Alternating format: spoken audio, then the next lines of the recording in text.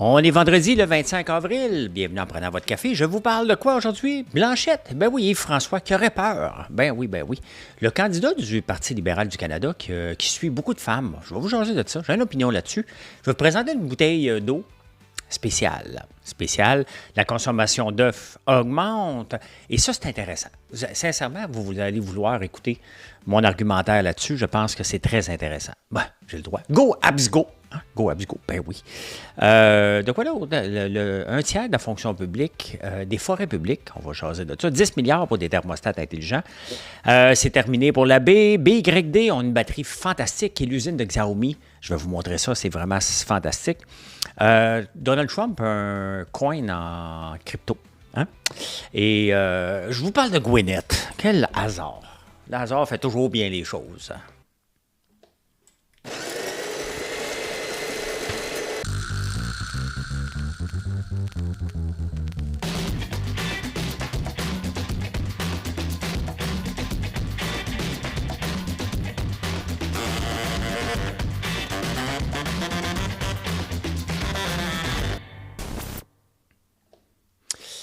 Il y a Jean Héroldi qui a fait un podcast, puis et Jean, il ne m'aime pas. On a une ex commune, mais c'est pas moi qui ai enlevé. Là, hein?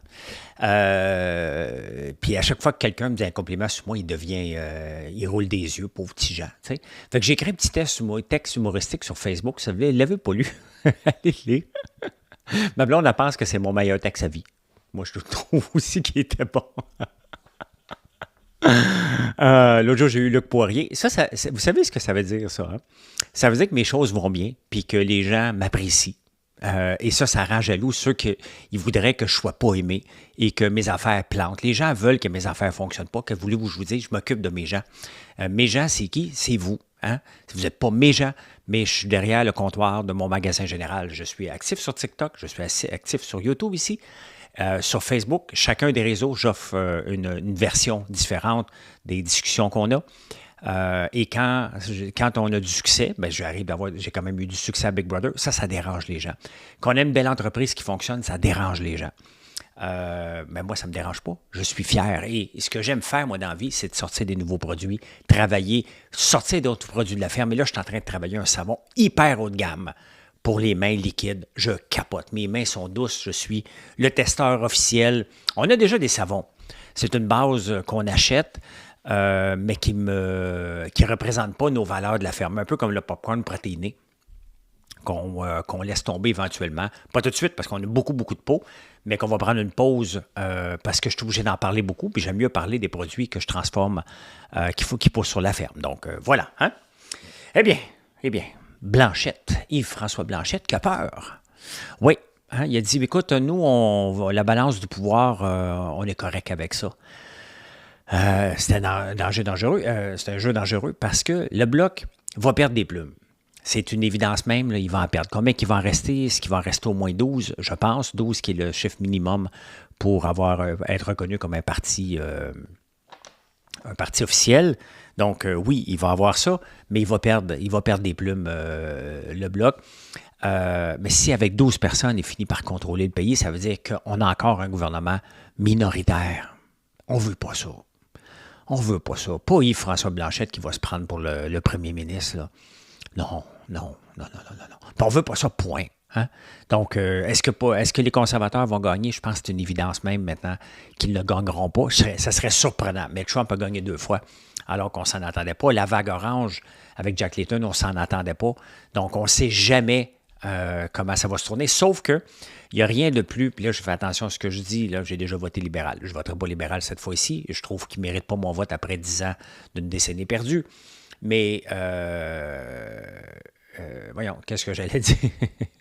J'ai oublié ma parole. Ça m'arrive des fois. Bref, on va continuer. Hein?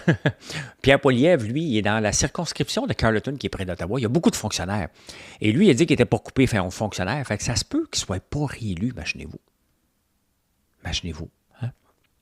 C'est sûr qu'il n'y a pas une belle campagne. Il n'y a pas une campagne terrible. Mark Carney a été pas meilleur, mais la peur de Trump a fait démolir Poilievre. Et je pense qu'on aurait été mûr pour du changement. Est-ce que d'avoir du changement, c'est toujours mieux? Mais regardez quand on se sépare. dans un couple, hein? Y a-t-il vraiment beaucoup de couples, des gens qui se sont séparés, puis ont dit, ah, finalement, on va revenir avec ma blonde, puis ils vont s'aimer. Ça arrive, mais c'est quand même l'exception. On a besoin de changement, hein? Mais on ne veut pas de gouvernement minoritaire. No way, no way. Il y a un candidat, attendez, comment il s'appelle? Natalien Joseph, candidat du Parti libéral du Canada, qui suivait beaucoup de femmes sur Instagram. Puis là, bon, les partis sont allés fouiller, puis ont trouvé ça. Bon. Quand même pas illégal de suivre quelqu'un, là. Est-ce que c'est immoral? Ben, ça dépend qui tu suis. Si le compte est permis, hein? Moi, c'est la dernière chose qui me dérange, c'est qui suit. S'il aime les filles, qu'est-ce que vous voulez que je vous dise? Si il suit des mineurs, je n'ai pas été voir, là, OK? Allez voir mon compte, qui je suis, moi, là vous allez voir que il y a du restant, hein, dans le temps que je suis célibataire. Mais quand je les vois apparaître sur mon feed, je les élimine, là. Parce que c'est comme ça. Hein? Des fois, tu suis quelqu'un pour rentrer en DM avec. Lui, ça a l'air qu'il voulait rentrer en DM avec plusieurs personnes. Mais sincèrement, est-ce que ça enlève la qualité potentielle du candidat? Absolument pas. Absolument pas. Quand tu es rendu à fouiller qui suit, sincèrement, bon, il a décidé de le faire, mais je vous rappelle que les sites porno existent, puis il n'y a pas juste une personne qui fréquente, là. Hein? Bon, on se calme. Donc, bon, lui, il l'a fait aux yeux de tout le monde, mais est-ce que c'était vraiment des choses hyper osées? Bien, ça appartient à la plateforme. C'est pas supposé des affaires sexuelles sur Instagram non plus, là. Donc, bref, c'est la dernière chose qui me dérange, moi. Ce que les gens font dans leur lit, là, ou dans leur temps privé, ou qu'est-ce qu'ils regardent sur leur téléphone, tant que c'est légal, là, ça ne me dérange pas tout. Pas tout. Hey, je vous montre une bouteille d'eau. Vous allez me dire, pourquoi tu nous montres une bouteille d'eau? Il n'y a rien de plus commun qu'une bouteille d'eau. Bien, regardez, c'est une bouteille d'eau aux États-Unis, Energy Water, Orca. Et regardez ce qui est de particulier, pour ceux qui ne la voient pas, là. C'est une bouteille d'eau avec un top en aluminium. Ça a l'air d'être de l'eau gazéifiée ou pas. Il y a de l'énergie, donc c'est de l'eau avec de la caféine. Et ça a coûté 355 000 $. C'est 3 usines pour avoir une bouteille d'eau transparente. La plupart des bouteilles d'eau sont transparentes, mais qu'elles soient transparentes comme une bouteille de Red Bull à peu près, je trouve que c'est le fun et c'est pour ça que je vous en parle, parce que dans la vie, il faut essayer de différencier. Qu'est-ce qu'elle a de plus? Offrir une eau énergisante, il n'y a rien de plus pareil que ça. Donc, il faut que tu offres quelque chose de différent. La bouteille est belle et je trouve ça le fun parce qu'ils ont voulu avoir ça. Hein? Des fois, comme entrepreneur, on veut se démarquer comme nous, nos petites canettes, là. Donc, ils ont voulu se démarquer, c'est ça qu'ils veulent et c'est ça qu'ils offrent et je trouve ça intéressant. Je ne pense pas que c'est disponible au Canada, mais je la trouve belle. Hein? Elle est juste transparente comme les autres bouteilles d'eau, mais c'est la forme qui est plus compliquée et surtout qu'il y a un cap en aluminium dessus. Donc, je trouve ça le fun beaucoup. Une chose qui est intéressante, puis là, c'est la consommation d'œufs. Et ça a augmenté de 10 %. Et au Mexique, ils mangent 365 œufs par année. En moyenne, ici au Canada, on est à 255 œufs. Donc, ça a augmenté de 10 %. Donc, on a dû en consommer 240. C'est parfait. Mais une des choses qui vous dérange, tu sais, pas tout le monde, là, mais souvent on dit quand la bourse monte, c'est les riches qui deviennent de plus en plus riches. Et tout le temps, la notion du riche qui devient de plus en plus riche, puis du pauvre qui devient de plus en plus pauvre. Et dans les journaux, je vois encore, dans les dernières journées avec la bourse, que les riches se sont enrichis d'1 trilliard de dollars. T'sais, on parle tout le temps de ça. Mais qui s'enrichit avec une consommation d'œufs augmentée de 10 %? Avez-vous vu des nouveaux poulaillers dans votre coin, vous autres? C'est sous gestion de l'offre. Hein? On ne peut pas avoir plus que 99 poules pondeuses. Donc, l'augmentation de 10 %, qui l'a eu? Les gros producteurs qui sont riches. Et ça, c'est bien vu. Dès qu'on parle d'agriculture là, et de faire nourrir le monde, ceux qui sont sous gestion de l'offre, qui deviennent de plus en plus gros, on les félicite.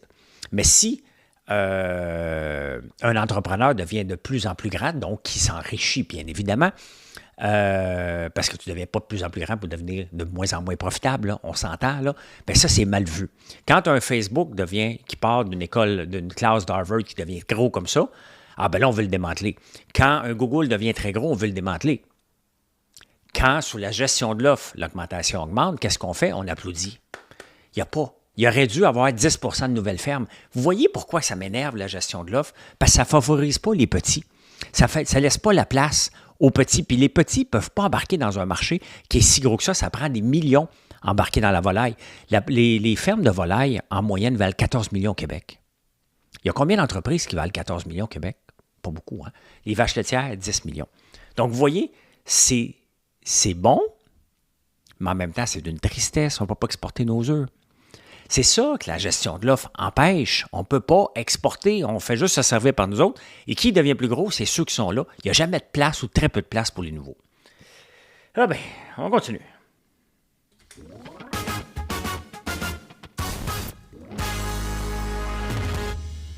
On enchaîne. Hey, j'ai des bonnes nouvelles aujourd'hui.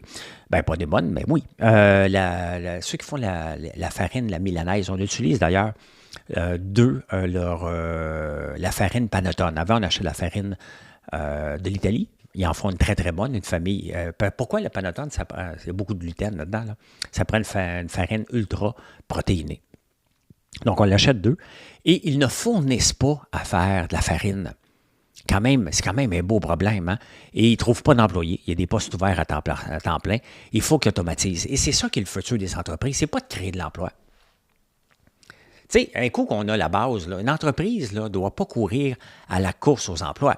Regardez, ils vont s'automatiser, ils n'ont pas le choix, puis c'est ça. Hein? Regardez, moi, si je veux avoir une ferme laitière là, de brebis, que je vais avoir, là, mon plan, c'est d'avoir une bâtisse de 80 par 200. Je veux que tout soit automatisé. Je ne veux pas créer de l'emploi, pas parce que je suis contre les emplois, c'est parce que c'est difficile de trouver des emplois. On a ce challenge-là, nous autres ici, à l'usine. Là. On a des bons employés, puis ils restent avec nous depuis de presque toujours. Pourquoi? Des bonnes conditions. On fait des bons travail. Les gens nous félicitent constamment sur les réseaux sociaux, puis les employés le lisent les réseaux sociaux, sont contents. Donc, ça aide énormément à faire la rétention d'employés. Là. Mais la milanaise est prête avec ce problème-là, et la solution n'est que l'automatisation. Donc, ils vont dépenser 1,5 million pour s'automatiser, puis il faut applaudir ça. Puis quand les usines vont revenir aux États-Unis, selon le plan Trump, là, c'est pas pour créer de l'emploi, ils vont s'automatiser. Je vais vous montrer tantôt le Xiaomi là, aux États-Unis, vous allez voir, l'automatisation, c'est la clé du futur pour réussir. Hein. Donc, bravo la milanaise, bravo. Hey, go, Abs, go! Hein, l'Office québécoise de langue française n'avait rien à faire. Mais c'est pas qu'il n'y avait rien à faire. C'est qu'on dit, vous devez surveiller tout. Puis là, il y a quelqu'un, ça a pris une seule personne, là, hein, qui a décidé de se plaindre que les autobus de la STM ont marqué Go, Abs, Go. Hey, ça fait 2 jours que les séries sont comme 3 jours, 4 jours. Là. Qu'est-ce qui s'est commencé? Bien, il y a déjà une plainte, ils ont déjà réagi. Hey, hein? Ils sont-tu contents, l'Office québécoise de la langue française, de montrer? Puis là, la fin de l'année, là, ils vont montrer qu'ils sont bons. Puis ils ont fait respecter la loi. Puis il faut marquer « aller ». Donc, ça veut dire qu'il faut changer le mot sur le Monopoly, le « go ». Passer à « go » et réclamer 200. Tu sais, on est rendu débile. Là. Quand c'est ça ta priorité, là, et où le gros bon sens? Il y a quelqu'un, à un moment donné, il y a un fonctionnaire qui a dit « Hey, ça, là, j'ai quelque chose à mordre, puis je vais le faire. » Son boss aurait dû dire hey, « Calme-toi. Calme-toi, là, c'est ciré, on ne capotera pas avec ça. Là, puis on va dire à celui qui a fait de la plainte, ben regarde, elle n'est pas recevable, cette plainte-là, c'est ridicule. » T'sais? Là, lui, il a dit « Non, ça a de l'allure. » Le sous-ministre, en dessous de ça, lui, il a dit « Ça a de l'allure. » Le premier ministre, lui, a dit « Ça a de l'allure. » Non, mais tu sais, à un moment donné, ça, là, c'est de l'enculage de mouche, c'est de faire perdre le temps. Et regardez ce qui va se passer avec ça. Là. Demain, après-demain, je vais lire les journaux, là, ça va être dans le Wall Street Journal. Ça va être dans tous les journaux anglais. C'est déjà dans tous les journaux anglais. Ça va être sûrement dans les journaux en Grande-Bretagne. Ça, là, ça fait partie des campagnes de peur. Quand on a peur. Regardez, j'arrive du Bénin. Est-ce qu'il y a déjà quelqu'un qui a déjà pensé investir au Bénin qui m'écoute? Non. Pourquoi vous avez peur de l'Afrique? Vous ne la connaissez pas. Donc, il faut faire attention à ce qu'on fait quand on envoie des messages comme ça. L'impact. On a le Québec à vendre. On doit vendre le Québec. On veut des entreprises qui viennent ici. On veut des gens qui sont éduqués, des investisseurs qui viennent ici. Il ne faut pas leur faire peur. Moi, j'étais au Bénin. Je suis prêt à ouvrir une usine de transformation d'huile. Là. Pourquoi? Parce que j'ai été rassuré. Là, nous, on fait peur à tout le monde avec notre langue. Oui, il faut la protéger. Mais être débile à ce point-là, sincèrement, c'est ça notre priorité. Vous vous demandez pourquoi on vient d'être décoté par Standard & Poor's? Parce que le nombre d'employés a bondi de 33 depuis 2015 à l'Office québécoise de la langue française parce qu'il faut qu'ils prouvent. Hein? Là, ils sont contents. Quand ils vont déposer le rapport, ils vont dire, on a fait des plaintes, on a résolu des problèmes. Ils n'ont pas résolu des problèmes. Ils se créent des problèmes, ces gens-là. Et multiplier ça par un paquet d'autres organismes. Regardez, l'assurance chômage qui est une responsabilité fédérale. Il y a 400 organismes au Québec payés par le Québec pour venir en aide aux chômeurs. Là, j'ai reculé, je me sens comme Jean-Luc Mongrain. On continue. Les forêts publiques. Il y a un décret ou une loi, whatever, qui réserve un tiers des forêts publiques à l'industrie du bois. J'ai un problème avec ça. Pas de problème avec les forêts publiques pour le sapin et tout ça. Mais il me semble qu'on devrait mettre l'érable, puis une discussion. Des machineries, c'est notre futur. Et avec le réchauffement climatique, là, moi, dans mon coin, je vais gagner. J'ai quelques années devant eux. Et avec le réchauffement climatique, là, moi, dans mon coin, je vais gagner. J'ai quelques années devant moi. Parce que je suis un peu plus au nord. Mais à un moment donné, on ne pourra plus faire du sirop d'érable à Montréal, là. Puis au Vermont non plus, ils ne pourront pas. On parle dans 50, 60, 70 ans ou même 100 ans. Donc, il faut protéger à tout prix chaque érable qui est sain. Aller couper des érables qui sont malades, oui, parfait. Moi aussi, j'en coupe, je n'ai pas le choix, ils tombent. Ça, c'est parfait. Mais on devrait protéger un érable sain, là, on ne devrait pas toucher à ça. Nous, quand on abat des arbres dans le bois, on protège les petits érables. Des fois, on va en déraciner pour les replanter ailleurs. On n'a pas le droit. Nous, chez nous, là, c'est un crime de couper d'endommager un petit érable. Il faut le tasser. Si on le sait qu'on va faire du dommage en sortant un gros arbre, on fait attention. On devrait faire ça. Ça devrait être une politique québécoise. C'est notre or. C'est ce qu'on vend le plus. À l'international, tu peux aller partout. Tout le monde connaît notre érable. Tout le monde. Même au Bénin, ils connaissent le sirop d'érable. Donc, il faut faire attention à ça. Balaye. Hydro-Québec qui a trop d'argent, qui veut nous faire économiser. Ils vont nous donner des thermostats intelligents pour qu'on gèle dans notre maison. Moi, là, je suis bien à 23 dans ma maison. Puis j'ai un chauffage central, à l'eau. Ça, là, tu ne peux pas jouer avec la température. Ça ne marche pas. Ça ne me tente pas. OK? Je suis bien. Vous allez me dire la nuit, là, mais peut-être des plaintes, ça fait une différence, là. Mais non. Dépasser 10 milliards pour nous faire économiser. Donc, je sais qu'on va en manquer, mais de toute façon, il n'y a plus d'usine de batterie. Là. Arrêtez de capoter. Il n'y a plus de Nordvolt. Là. Des réserves de kilowatts, là, on en a en masse. Puis ce qu'on veut, c'est que le Canadien, le Québécois, consomme de l'électricité. C'est nos revenus. Là. On veut que... C'est bizarre parce que on joue à l'hypocrite avec le gaz. Pourquoi qu'on le maintient cher, le gaz, puis on n'enlève pas la taxe de carbone parce qu'il y a de la taxe sur la taxe sur la taxe, et le gouvernement a besoin de ces revenus-là. Mais quand vient l'électricité, il ne veut pas avoir ces revenus-là. C'est des revenus, il en a besoin. Après ça, il va dire, ouais, mais on a moins de revenus qu'avant. Moi, non. Du thermostat intelligent. Pour 10 milliards en plus, là, non, merci.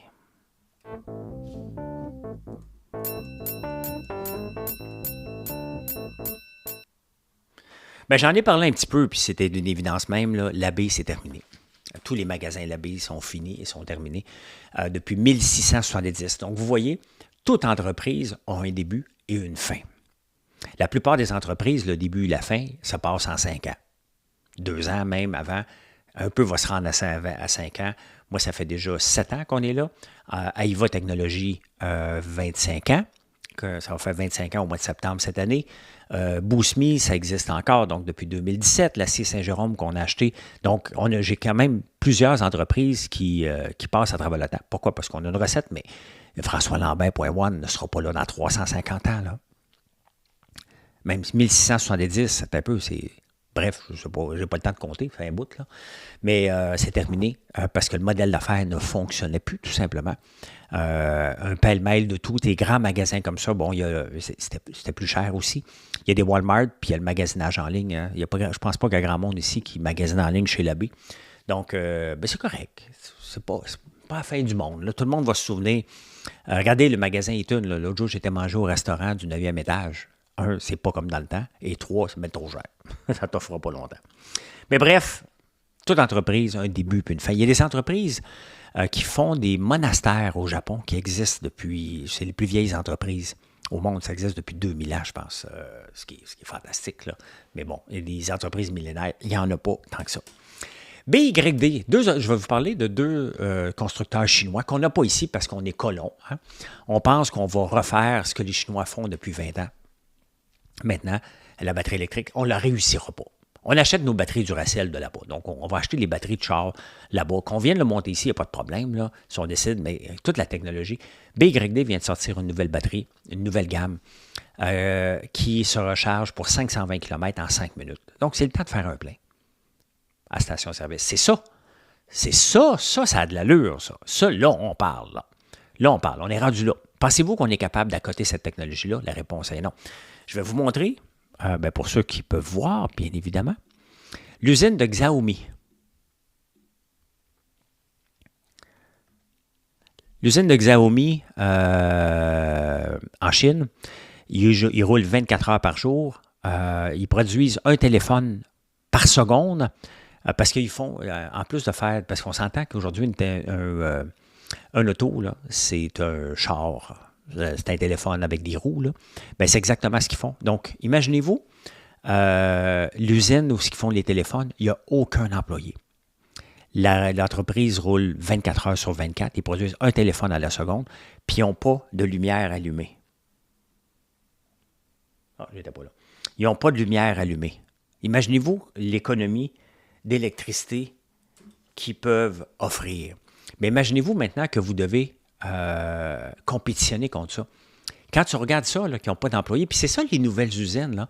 Pourquoi GM n'est pas compétitif? Parce que c'est l'ancienne façon. Il y a encore des chaînes de montage à la Henry Ford, là. Donc, c'est plus ça maintenant. Donc, quand tu pars from scratch, tu as l'avantage de partir avec un papier blanc. Tu refais ton usine, les lumières sont fermées. Combien vous pensez que ça doit coûter d'électricité? Des grandes usines, ça doit être épouvantable. Eux autres économisent là-dessus. Cette économie-là, on peut l'avoir dans nos poches. Oui, il y a eu des subventions chinoises, mais pensez-vous que Northvolt, si ça avait fonctionné, il n'y aurait pas eu de subvention là-dedans? Ça n'est que subventionné. Les deux dirigeants n'avaient pas mis une scène là-dedans. Là. C'était tout le gouvernement qui avait mis de l'argent dans Northvolt. Donc voilà, quand même. OK, je voulais juste voir si c'était correct. Essayons de compétitionner avec ça. Il faut ouvrir nos frontières. C'est ça. Si on veut avoir l'électrification de nos transports, il faut ouvrir nos frontières. Arrêtez d'avoir peur. GM, puis tout ça, on ne seront jamais compétitifs. On va toujours payer le prix le plus cher. Hein. Allez, je vous ramène ici. Je vous montre quoi? Je vous montre le coin de M. Donald Trump. Il y a un coin, OK, il est dans la crypto, ça s'appelle Trump. J'en achèterai pas, ça vaut 11,99. Mais regardez ce qui s'est passé ici. Un peu, là. Bon, on va prendre 5 jours. Ce qui s'est passé avant hier, on est le 23, donc ce qui s'est passé mercredi, il a dit, bon, ben, écoutez, les 220 plus grands holders de ce coin-là, je vais les inviter à la Maison-Blanche.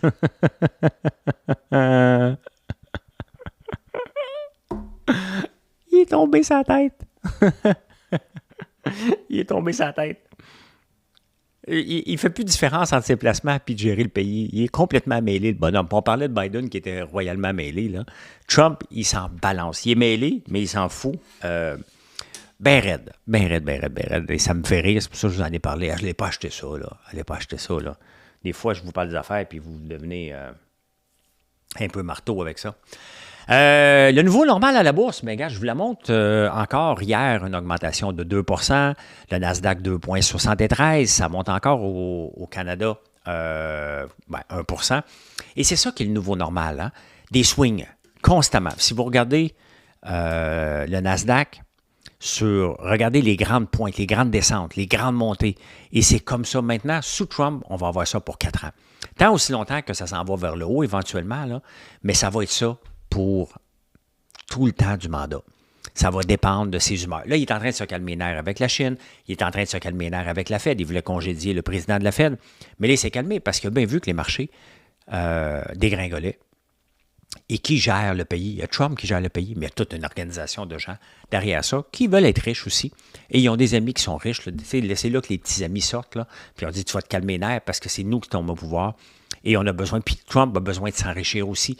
Donc, il s'est calmé les nerfs, puis il est en train de négocier avec tout le monde. Donc, mais le nouveau normal, c'est des huge swings. Voilà. Avez-vous des actions de Nvidia, Facebook, le Magnificent Seven, Apple, Amazon? Bien, la baisse, ce qui arrive lorsque ça baisse beaucoup, comme ça a baissé dernièrement, bien, les entreprises ont beaucoup de cash. Toutes ces entreprises-là, comme Google, ils nagent dans l'argent. Même Berkshire Hathaway, il y a 325 milliards en banque, là. Donc, s'ils ne trouvent pas des bons deals, puis ils trouvent que leur action a trop diminué, bien, ils ont annoncé, les analystes prévoient un 500 milliards de rachat d'actions. Donc, quand on enlève des actions en circulation, bien, il y a une rareté, le prix monte. Donc, si vous êtes détenteur de ces actions-là, de certaines actions, je ne sais pas lesquelles vont monter, je ne sais pas plus que vous, qui vont le faire, mais ils vont le faire parce que l'action a beaucoup diminué. Et si on regarde comme Meta, qui en valait 750, il en vaut 500, il y a 200 pièces de différence, bien, c'est une occasion d'achat. Et c'est souvent aussi ce moment-là, lorsque les actions sont dévaluées, qu'il peut y avoir des hostile takeover aussi. Donc, c'est ce que l'insécurité amène en ce moment.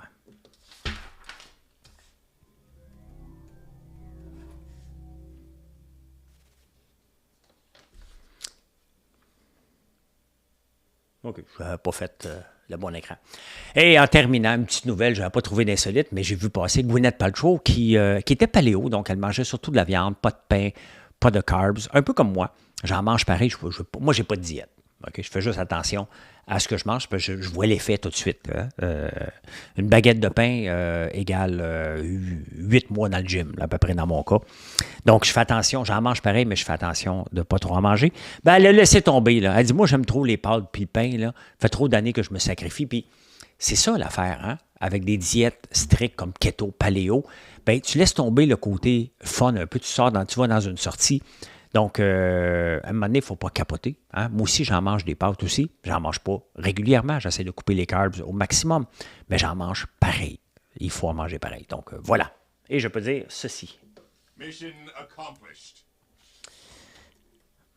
Ben, merci d'être là. Venez nous voir sur françoislambert.com. On a une nouvelle bougie. Vous allez capoter. Je pense que c'est notre meilleure fragrance qu'on a travaillée à date. Grenache noir, ça sent bon. Ça sent bon. Ça sent bon, vous allez adorer.